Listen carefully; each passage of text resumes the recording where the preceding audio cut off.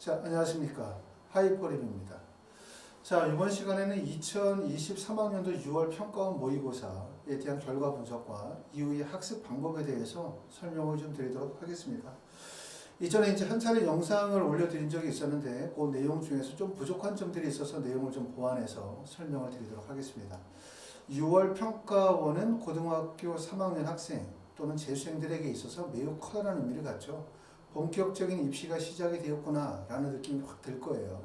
더군다나 이제 고등학교 3학년 학생들은 종전에 3월이나 4월의 모의고사에서는 고등학교 3학년 학생들 간의 경쟁이다 보니까 정확하게 본인의 실력에 대해서 판단하기가 어려웠었지만 이때 재수생들이 참여하게 되어지면서 아무래도 6월의 시험에서 본인이 원하거나 원하지 않는 결과를 얻게 되어졌을 때 다소 당혹스러울 수도 있지만 앞으로 향후 어떻게 공부하게 되어질지 구체적인 목표를 설정할 필요가 생겼다고 생각합니다. 자, 입시가 이제부터 시작이 되었다 이렇게 말씀을 드릴 수가 있습니다. 시험을 잘 봤거나 시험을 잘 못 봤거나 이게 중요한 게 아니라 지금부터 2023학년도 입시는 시작되었다 라는 의미로 지금부터 잘 준비하시면 될 것 같습니다. 자, 첫 번째는 여러 기관들에서 6월 평가원 모의고사에 대해서 평가를 내놓고 있어요. 그래서 신문에서도 많은 관련된 기사들이 나와 있는데 내용들을 보게 되어지면 기본적인 내용들은 그렇습니다. 국어 영역과 영어 영역은 전년도보다 비슷하거나 전년도보다 다소 좀 쉬워졌다 라고 하는 평가가 대부분이었고 수학 같은 경우는 조금 난이도가 있게 출제가 되어졌다 라고 하는 의미 이 정도로 생각할 수 있는데 국어와 영역의 경우는 불수능으로 불린 지난해 수능과 비교해 약간 쉽고 그 다음에 수학은 비슷하거나 약간 어려운 정도의 변별력 있게 시험 문제가 출제가 되어졌다 라고 얘기를 하고 있고요. 가장 우리가 주목할 점들은 뭐냐면 요번에 2023학년도 봤었던 6월 평가원 모의고사에서 재수생의 숫자가 집계를 시작한 2011년 이래로 최고의 지원율, 다시 말해서 시험에 응시한 학생들 중에서 재수생의 비율이 무척 높았다는 거죠. 그 비율을 보니까 졸업생의 비율이 16.1%로 6월 평가원 접수자 통계를 공식 발표한 2011년 이래 최고였다. 16.1%가 최고라는 거죠. 우리가 알고 있던 재수생의 비율은 적어도 한 29%, 30%에 가까운 숫자인데 16.1%가 최고라니 이해가 잘 안 된다 이렇게 말씀하실 수도 있는데 아시는 것처럼 우리가 수능에서 재수생의 비율은 전반적으로 한 29%, 30%에 근접한 비율이라고 말씀을 드릴 수 있는데 6월이나 9월에 참여하는 재수생의 비율은 그렇게 높지 않아요. 전체 재수생 중에서 6월이나 9월에 참여하는 비율이 50에서 55% 정도밖에 참여하지 않죠. 그러니까 결국은 재수생을 만날 수 있는 기회, 고등학교 3학년 학생들이 재수생을 만날 수 있는 기회는 사실상 수능이다. 그러니까 수능이 얼마나 당혹스럽겠어요. 평상시에 만났었던 재수생들과 수능에서 만나는 재수생이 좀 다르거든요. 현재 6월 시험에 응시하지 않았지만 수능에 응시할 예정인 학생들, 이런 학생들이 현재 서울대, 연세대, 고려대, 또 상위권 대학에 지금 다니고 있고 현재 기말고사 준비로 바쁘게 시간을 보내고 있을 거란 말이에요. 근데 기말고사가 끝나고 나면 이 분들이 본격적으로 입시 시장에 뛰어들 건데 결국은 1월이나 2월에 재수를 시작한 학생들보다 6월 이후에 반수를 시작하는 학생들이 경쟁력이 훨씬 더 높다. 그렇기 때문에 이런 점들은 고등학교 3학년 학생들이 조금 더 경계해야 되는 사항이라고 보여집니다. 자, 그래서 작년도 불수능 국어보다는 다소 쉬워 공통 과목에서 변별력이 있었다. 변별력이 상당히 높았다. 특히 재수생과 재학생의 체감 차이, 그 다음에 문과생이 불리할 거로 예상이 되어진다. 입시가 우리가 바뀌면서 2022학년도 통합으로 바뀌게 되어지면서 특히 문과 학생들이 입시에서 매우 불리해졌어요. 예전에는 문과가 가는 길과 이과가 가는 길이 나눠져 있다 이렇게 생각하면 결국 2022학년도부터 통합교과가 생기면서 문과 이과가 같은 길을 가는 거죠. 그렇죠? 한 길에서 다 만나다 보니까 결국은 이과 상위권 학생들에 비해서 문과 학생들이 결국 경쟁력이 좀 부족하다 보니까 결국은 뭐냐면 표점이나 점수에서 매우 불리할 수밖에 없는 상황이 되어졌고요. 수학은 전년도 수준이고 코로나19로 체감 난도 상승 여부가 주목된다.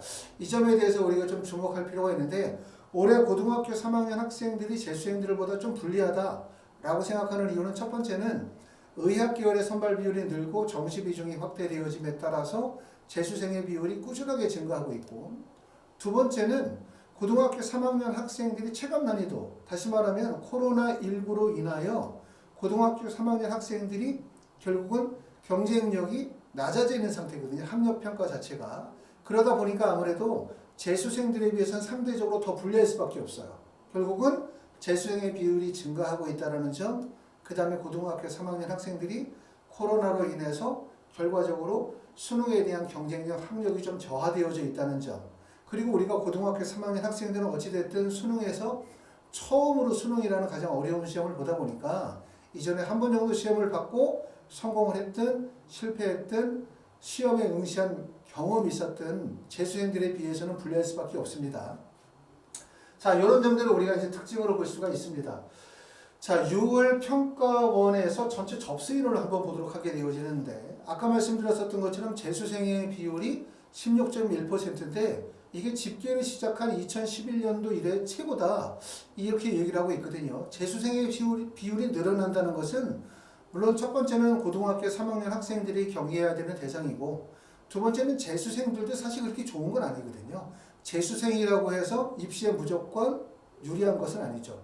왜냐하면 재수생들 중에서 경쟁력 있는 학생들이 들어오게 되어지면 결과적으로 등급이 낮아질 수밖에 없는 거죠. 나는 3등급 정도를 맞고 인서울을 목표로 한다 하더라도 학생들 중에서 경쟁력 있는 학생들이 들어와서 그 학생들이 1등급과 2등급을 형성하게 되어지면 자연스럽게 내가 6월에 봤었던 9월에 봤었던 3등급이라는 점수가 실제 수능으로 가게 되면 등급이 하락할 수밖에 없어요. 결국은 나는 3등급이고 1등급이 경쟁의 대상은 아니지만 결국은 상위권 학생들의 비율이 증가하게 되어지면 결국 점수 하락이 발생이 되어질 수밖에 없다는 거기 때문에 재수생의 비율이 증가한다는 것은 1차적으로는 고등학교 3학년 학생들에게 직접적으로 피해가 가는 일이지만 재수생들에게도 결코 유리하지 않다, 이렇게 말씀을 드릴 수가 있는데, 2023, 2022, 2021학년도를 한번 비교해 보겠습니다. 지금 보시면 2021학년도에 6월 시험에 응시했었던 학생이 48만 3천 명, 2022학년도가 48만 2천 명, 2023학년도가 47만 7,148명이기 때문에 전체적으로 봤었을 때는 접수, 응시생의 숫자의 비율은 큰 차이가 없어요. 가장 주목할 점들은 뭐냐면 재수생의 비율이 2021학년도에는 13.8%, 2022학년도에 13.9%였는데 2023학년도에 16.1%를 크게 늘었죠. 정말 많이 숫자가 늘었다고 말씀을 드릴 수 있어요. 그런데 말씀을 드렸던 것처럼 16.1% 재수생은 별로 중요하지 않은 거 아니야? 라고 생각할 수 있는데, 아래에 보시게 되어지면 재수생들의 비율이 13만 6,972명일 때 수능 시험을 본 학생이 9월에 시험을 본 학생의 비율이 7만 8천 명 정도로 57%, 6월 시험에 본 학생이 50% 정도가 돼요. 결국은 뭐냐면 지금 16%에 곱하기 1을 하게 되어지면 32%. 결국은 예를 들어서 저걸 그대로 적용을 시키게 되면 2023학년도에 재수생의 비율이 30%가 넘는 32% 정도의 재수생이 나온다는 얘기인데, 전년도의 29%에 비하면 재수생의 숫자가 꽤나 많이 늘었죠. 29%에서 32% 정도로. 결과적으로 뭐냐면 시험의 경쟁의 대상인 재수생들의 비율이 증가한다는 것은 나의 노력과 관계없이 나의 가치를 저평가받을 수밖에 없다라고 하기 때문에 시험에 응시하려고 하는 모든 학생들이 경계할 수밖에 없는 이유다, 이렇게 말씀을 드릴 수가 있습니다. 자, 그 다음에 또 보시면 재수생과 그 다음에 재학생의 평균 점수에 대한 부분을 보게 되어지면 이 부분에서도 우리가 주목할 점들은 재수생들이 재학생들에 비해서 얼마나 성적이 더 좋은지를 알 수가 있어요. 지금 보시는 것처럼 2021학년도 기준입니다. 2022학년도는 이 통계 자료가 나와 있지 않기 때문에 2021학년도 결과를 보시게 되면 국어 영역 같은 경우는 고등학교 3학년 학생들의 평균 점수가 96.3점, 일대 재수생의 비율이 109.6점이에요. 수리 가형 같은 경우 고등학교 3학년 학생들의 평균 점수가 96.7점일 때 재수생의 비율이 105.8점, 수리 나형 같은 경우는 98.2점일 때 재수생의 비율이 106.8점이죠. 그러니까 전체적으로 재수생의 비율이 약 30%, 재학생의 비율이 70%이지만 이렇게 재수생과 재학생들 사이에서의 학력 격차가 커졌다. 근데 이게 2021학년도 통계이기 때문에 2022학년도가 코로나의 직접적인 영향을 받았다고 본다면 2022학년도는 고등학교 3학년과 재수생의 학력 격차가 더 벌어졌다고 볼 수밖에 없고 2023학년도에도 이와 같은 현상들이 계속 유지가 되어질 가능성이 높다. 결국은 뭐냐면 재수생들도 공부를 되게 열심히 해야 될 거예요. 왜냐하면 재수생의 경쟁자인 재수생의 숫자가 늘고 있기 때문에. 그렇지만 고등학교 3학년 학생들은 이번에 여름방학이 매우 중요하다. 고등학교 3학년 학생들이 성적을 올릴 수 있는 기회는 앞으로 두 번이 나왔습니다. 첫 번째는 여름방학, 그리고 두 번째는 수능시험 보기 직전 마무리 과정이라고 말씀을 드릴 수 있기 때문에 여름방학의 중요성이 매우 크고요. 자, 고등학교 3학년과 재수생의 등급별 표준점수 차이를 한번 보도록 하겠습니다. 요번에 2021학년도에 수능 결과라고 말씀을 드릴 수가 있는데 재학생들 같은 경우의 평균 점수가 96.3점이 평균 점수일 때 1등급의 비율이 2.8%, 2등급의 비율이 4.8%예요. 졸업생은 평균 점수가 109.6점이고 1등급의 비율이 8.6%, 2등급의 비율이 12.5%니까 지금 보시는 것처럼 고등학교 3학년과 재수생에 있어서 1등급과 2등급의 비율의 차이가 많이 발생된다는 거예요. 그러니까 결국 뭐냐면 재학생 전체 중에서 1등급을 맞는 학생의 비율이 2.8%에 불과한 거고 재수생 전체 비율 중에서 1등급을 맞는 학생의 비율이 8.6%라는 거예요.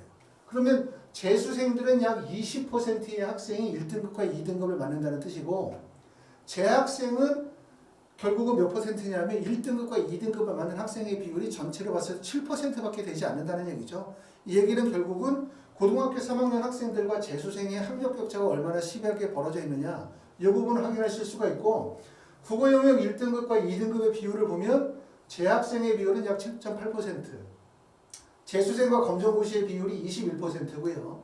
수학 같은 경우를 보면 1등급과 2등급에서 재학생의 비율이 9.6%, 그 다음에 재수생의 비율이 무려 31.4%다. 그렇기 때문에 결국 학력 차이가 무척이나 크다는 점, 요 점 꼭 알아두셔야 되고 고등학교 3학년 학생들이 이번에 봤었던 3월이나 4월이나 6월 시험 사실 이거 아무것도 아니거든요. 따지고 보면 왜?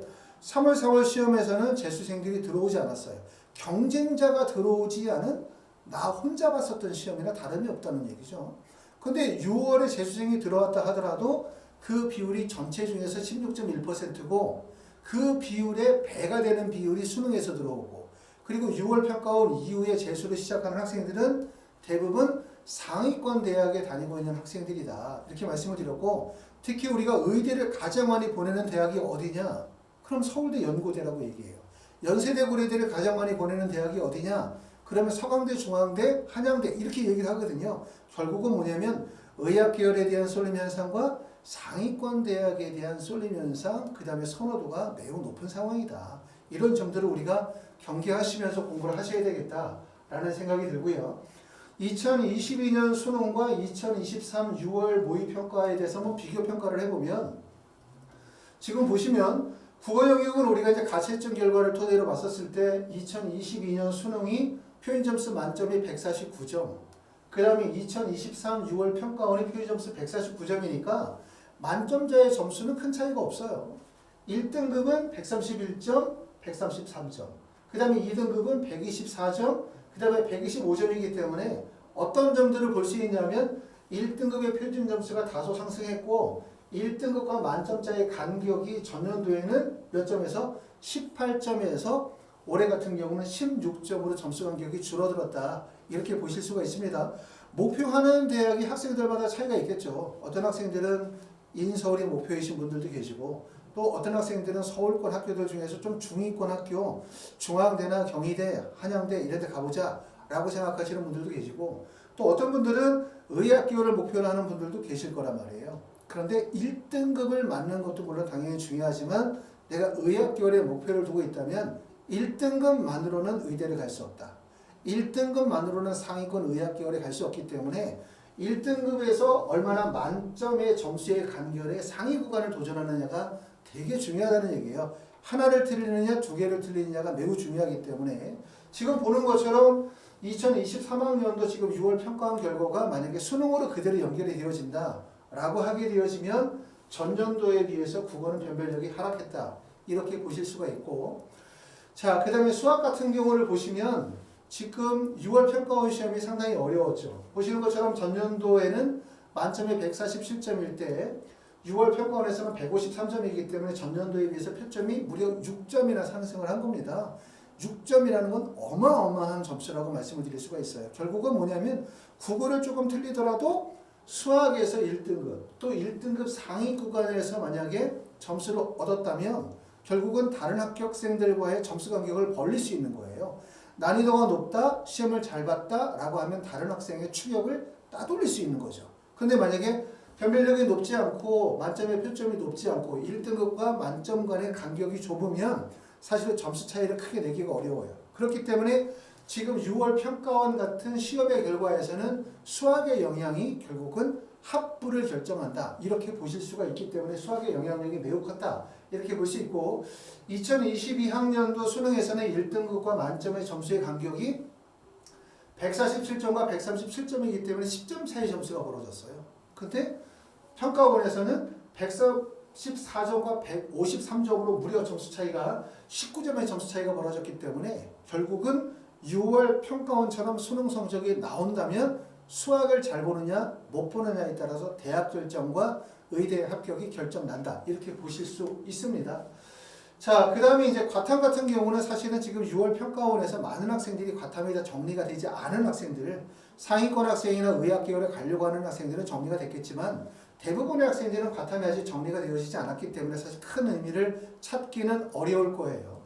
2022년도 수능을 보면 물리의 표준 점수 만점이 72점, 그 다음에 화학은 68점, 생명과학이 72점, 지구과학이 74점이기 때문에 항상 표점이 높게 나오는 과목은 지구과학과 생명과학이죠. 그리고 지금 보시는 것처럼 생명과학이 72점, 지구과학이 74점인데 만약에 어떤 학생이 화학 1을 선택했다.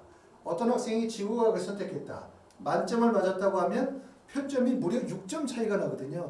6점이 얼마나 큰 점수냐라고 얘기하면 아마 6점이면 대학이 한 10개 정도 바뀔 거예요.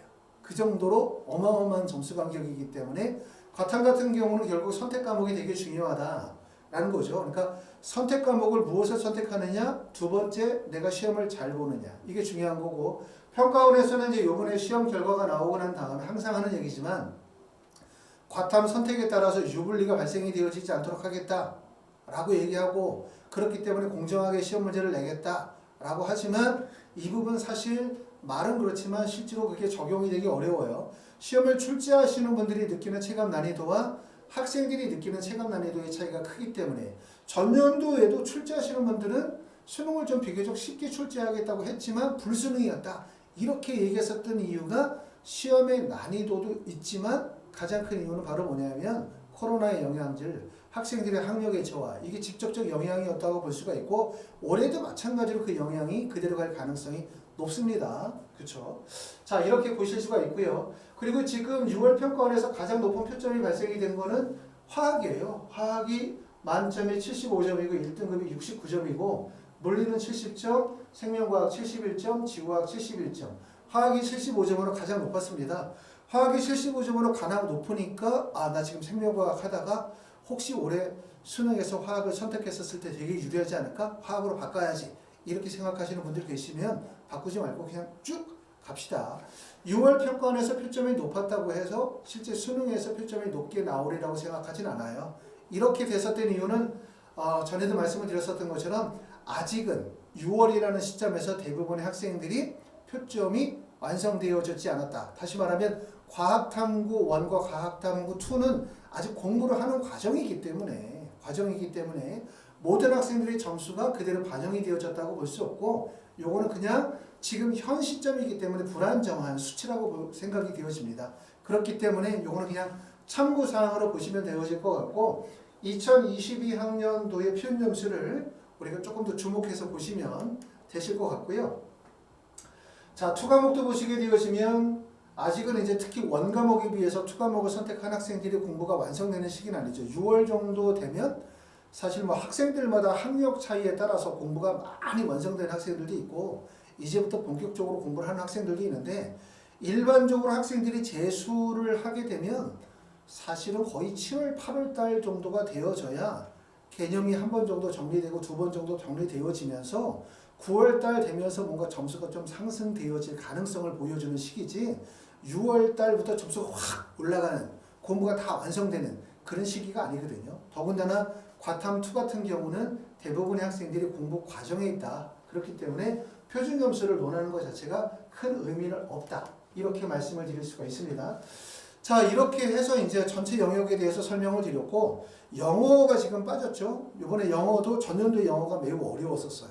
그렇죠? 매우 어렵다 보니까 영어가 보통 이제 1등급 정도의 비율인데, 전년도에 영어 1등급을 맞은 학생들의 비율이 한 5.7%였나? 그 전년도에 한 7%. 그러다 보니까 실제 의대를 가려고 하는 학생들 중에서도 1등급을 못 맞은 학생들이 있어요. 영어를 1등급을 못 맞고 2등급을 맞으면 어떤 일이 벌어지냐? 또 2등급을 못 맞고 3등급을 맞으면 어떤 일이 벌어지냐? 첫 번째는 영어가 점수가 하락이 되어지면 대학의 결정이 어려워진다는 거예요. 다시 말하면 모든 대학이 10개의 대학이 있다. 그러면 내가 만약에 영어를 1등급을 맞았다라고 하면 10개 대학에 다 원서를 쓸 수가 있지만 내가 만약에 영어를 2등급을 맞았다. 가령 예를 들면 영어의 점수 편차가 크게 벌어지는 학교들이 있겠죠. 그런 학교들이 지원이 불가능하기 때문에 사실상 6개 정도밖에 지원을 못한다. 이 얘기는 무슨 말이냐면 영어 시험을 몇 등급을 맞느냐에 따라서 첫 번째는 지원 대학의 폭이 제한된다고 말씀을 드렸고, 두 번째는 영어가 왜 중요하냐라고 하면 정식 컨설팅을 할 때 이런 말씀을 드려요. 수학, 국어, 탐구는 대학과 학과를 결정하는 요소다. 다시 말하면 내가 표준 점수 전년도 기준으로 해서 396점을 맞았다 라고 가정합시다. 그럼 396점을 맞은 학생들이 연세대학교, 고려대학교 하위 구간의 원서를 쓰거나 서강대, 성균관대 정도의 원서를 쓴다 라고 한다면 396점 표준 점수로는 성균관대학교 공과 계열의 원서를 쓴다. 이것까지는 결정이 되어져요. 그런데 합격과 불합격을 결정하는 요소는 바로 영어다. 이렇게 말씀을 드리죠. 핵심은 뭐냐면 국어나 수학이나 탐구는 대학과 학과를 결정하고 그 다음에 영어는 지원한 대학과 학과에서 합격과 불합격을 결정하는 요소다. 왜? 지원한 학생들이 396, 397, 398점 비슷한 점수대의 학생들이 원서 지원이 이루어졌었을 때 그 점수, 작은 점수가 결국은 합부를 결정하게 되고 그게 결국 영어가 대학별 환산 점수로 적용을 시켰을 때 그 영어의 점수 차이가 결국 합불의 가장 결정적인 요소가 된다는 얘기예요. 그렇기 때문에 영어라는 과목은 중요하지 않을 수도 있고 매우 중요할 수도 있다는 얘기고, 영어가 중요하냐 중요하지 않냐는 것은 사실 본인이 수능 시험을 보고 몇 점이 나왔느냐, 전체적으로 수능 영역별 반영 비율이나 점수의 구간에서 어떤 경쟁력을 갖추냐에 따라서 영어의 필요성이 생길 수밖에 없다. 결론은 지금 시점에서는 영어는 중요한 과목이다. 열심히 공부하셔야 된다. 이렇게 말씀을 드릴 수가 있습니다. 자, 처음에도 말씀을 드렸어요. 6월 평가원 시험의 의미는 뭐냐면 이제부터 입시가 본격적으로 시작이 되었다 라는 의미로 생각하시면 될 것 같고, 이번에 평가원 시험을 통해서 이제 여러분 생각하셔야 되는 건 남은 기간이 이제 150일. 과연 150일 동안 어떻게 공부하면 좋을까? 재수생의 비율은 급격하게 늘어나고 있고 그 재수생들 중에서 상위권 학생들이 계속해서 증가하고 있고, 또 고등학교 3학년 학생들과 재수생들 간의 학력 격차가 심하게 발생이 되어지고, 또 고등학교 3학년 학생들은 아무래도 코로나의 직접적인 영향으로 인해서 학력이 좋아졌기 때문에 2011학년 이후 2021학년도 2022학년도 가면서 아까 보여드렸던 것처럼 고등학교 3학년 학생들과 재수생들 간의 학력 격차가 점차로 확대되고 있는 추세거든요. 그렇기 때문에 고등학교 3학년 학생들 입장에서는 이번에 여름방학에서 사활을 걸어야 된다. 여름방학에서 뭔가 승부를 보지 못하게 되어지면 사실상 점수를 향상시킬 수 있는 기회가 많지 않을 겁니다. 하이퍼리뷰에서는 이번에 이제 재수생을 대상으로 한 독학 재수 프로그램과 고등학교 1학년, 2학년, 3학년을 대상하는 썸머스쿨을 모집을 하고 있습니다. 기본적인 학습 구조는 방향은 학생 맞춤 단기 완성, 그 다음에 학습 및 입시에 대한 전반적인 관리를 진행해서 학생 1:1 맞춤 밀착 학습 진행을 할 겁니다. 많은 학생을 대상으로 해서 집단식 수업을 진행하는 것이 아니라 학생 한 명의 합격을 목적으로 입시를 준비하도록, 그렇게 할 겁니다. 자, 이번 시간에는 이제 말씀드렸던 것처럼 6월 평가원 모의고사에 대한 결과 분석 설명을 드리면서 전체적으로 앞으로 어떤 준비를 하셔야 될지 설명을 드렸습니다. 시험을 못 봐서 다소 낙담하시는 분들 계시겠지만 그냥 좋게 생각하면 이래요. 수능은 과정 중심의 입시가 아니다. 다시 말하면 6월 시험 못 보면 어때? 수능 시험 잘 보면 되지. 수능 시험 잘 보는 게 길이거든요. 그렇기 때문에 지금서부터 확신을 가지고 열심히 공부하시기 바랍니다. 감사합니다.